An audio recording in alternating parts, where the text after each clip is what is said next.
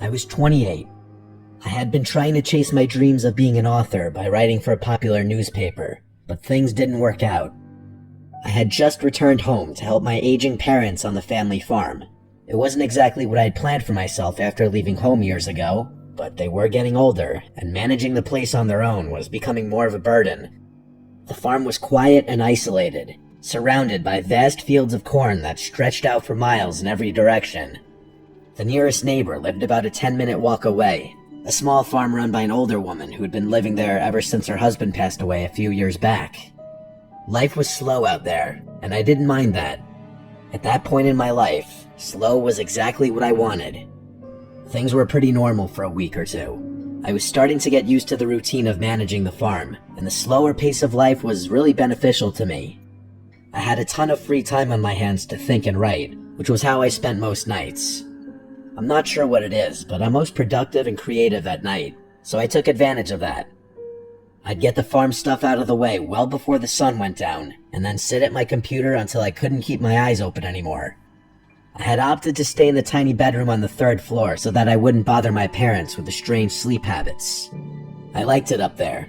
It was cozy and quiet, and the window gave me a beautiful, muse-like view of the farm.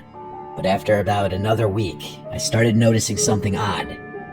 Every evening, just before sunset, I would see a figure standing at the far edge of my parents' cornfield, between 2 rows of corn. At first, I didn't think much of it. I assumed it was someone from the neighbor's farm, maybe checking on their land or surveying the crops. They weren't actually on my parents' property, so it's not like they were trespassing or doing anything technically illegal. It was just kind of odd, though. The figure didn't move or make any kind of gesture, just stood there, almost like a scarecrow or mannequin. I couldn't tell if it was a man or a woman. Hell, I couldn't even tell if they were facing me. It was unnerving, sure, but I figured it was nothing to worry about. Despite the eeriness of it all, I noted that the scene would definitely make a cool photo. A shadow against the golden backdrop of the evening sky and fields of corn that stretched on forever. A few more days passed, and the figure kept appearing. Always around the same time, always around the same spot, just standing there. One night, I watched it extra closely just to make sure it really wasn't a scarecrow. Eventually, I did notice it move, which confirmed that it was a person. It was strange, but I kept telling myself it was harmless. I even thought it might be the neighbor, the old woman my mother often mentioned. I hadn't seen her since I'd been back, but maybe she had a reason for being out near our property. Either way, there was only so much harm an elderly woman could really cause. It's not like she posed a threat to my parents or their property. Of course, if that were true, I probably wouldn't be writing this all down. In hindsight, it probably wasn't wise to be so nonchalant about the situation. Things started to change over the next few days. The figure began getting closer. Each night, I'd see it between 2 different rows of corn, always closer to the house. It was still silent and still unmoving, but it was definitely closer each night. I was sure of that. I still couldn't make out any details about them from that distance, but things were getting serious now. Whoever was out there was deliberately getting closer and closer to my parents' property. After 2 nights of this, I decided I had to do something. The next morning, I told my parents about what I had been noticing the past few weeks. My mom brushed it off and told me that it was most likely the neighbor's son, who had always been a bit of an oddball, according to her. To call him an oddball was a bit of an understatement, but my mom was always one to put things nicely. To my surprise, they didn't seem concerned or even weirded out. They told me that I should just let him be, as he's harmless. One evening, as I was working late in the barn, I glanced toward the edge of the field and felt my stomach drop. The figure was no longer at the far edge of the cornfield. It was standing just outside the property line, much closer than before. A cold chill ran through me. I wiped my hands on my jeans, and feeling a mix of unease and frustration, I decided to approach it. I needed a better look. I walked to the edge of the field and yelled, "Who's there?" But as soon as I got close, the figure turned and sprinted between a row of corn. I went to chase it, but as I was turning the corner, I literally saw him dive into a row of corn, disappearing from sight. My heart was pounding as I stood there scanning the field, but there was no way I'd be able to find him. It's not like I was going to start searching blindly through the corn stalks. I was really freaked out at that point. Even if that had been a troubled kid, I don't think I was comfortable with him on the property. The next morning, I headed over to the neighbor's farm, hoping to clear things up. The old woman answered the door, so I just asked her bluntly without sugarcoating things.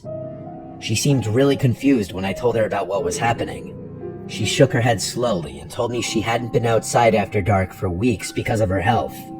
She told me that she could barely get around, let alone walk to the edge of her land. I then asked her about her son. She told me that he left home years ago and hadn't lived with her since. I froze as she told me that. I could feel my skin start to itch. Whoever I had chased the day before wasn't her son. It was a complete stranger. I left her farm with a growing sense of dread.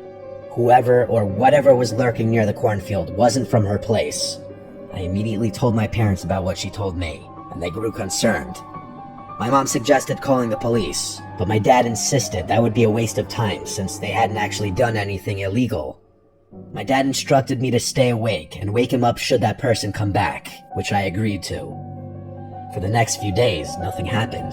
Like, the figure wasn't there anymore, which was a relief.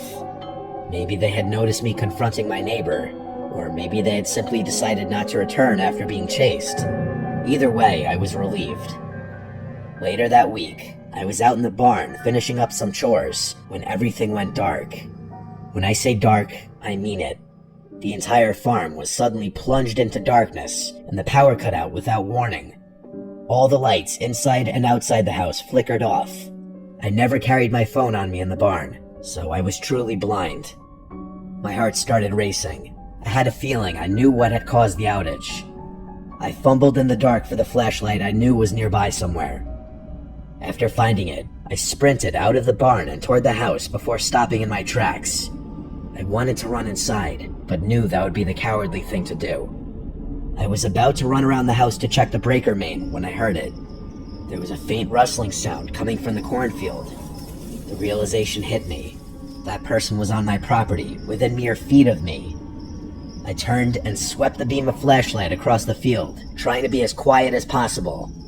For a moment, nothing happened, just the same rustling sounds. But then, out of the corner of my eye, I caught a glimpse of movement. I jumped and shakily pointed my light toward the source. There, just a few feet away from the barn, was a man.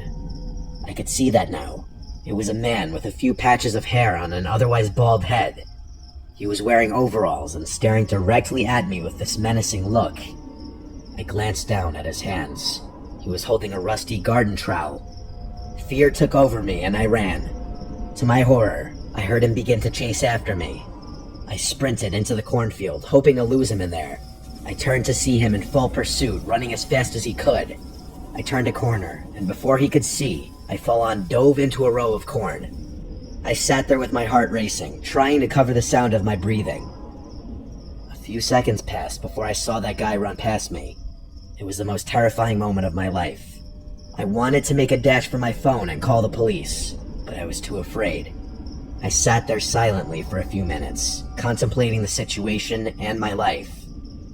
Eventually, I got out of my hiding spot and ran all the way back to the house, which was still cast in pitch-black darkness. I called the police and woke my parents up.